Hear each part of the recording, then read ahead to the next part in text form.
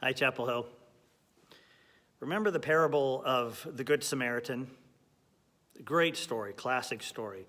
I'm sure most of you remember it really well. I want to retell the story for you. It's a story of a Canadian pastor who got beat up and dumped on the side of the road, and there he lay wallowing in self-pity because he couldn't stay connected closely enough with his church. Now, as he lay there wallowing in self-pity, a Samaritan came down the road, and rather than cross to the other side and pass by, the Samaritan stopped.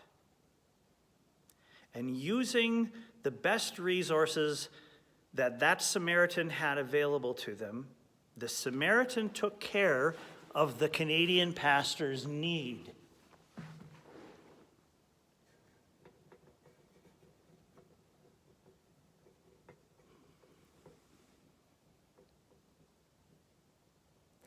And there you are. The seats are filled. You're all here. I can see your faces. And now I'm not preaching to empty chairs anymore. And I love this. I love that the Samaritan in this story did this for me without me knowing. And this place feels a whole lot better now as I preach. So here's what I'm going to challenge you to do. I want you to be a good Samaritan to somebody this week. I want you to think about somebody. Just get them in your mind, and maybe this is what you do. I don't expect you to take a donkey over to their house and throw them on the donkey and bandage up their wounds and take them to a hotel. But I would love to see you do something creative. Maybe your Good Samaritan act is to take a picture of someone from the church that you know and love, print that picture out, and take a picture of yourself with their picture and send it to them and just let them know that you're thinking about them and praying for them. This is one way that we can stay connected as a church. This is one way that what we're feeling, that loss of connection with the people that we love, this is one way that we can mend that a little bit. Bring people closer. Do that for somebody else. Bring yourself closer to them. Bring them closer to you.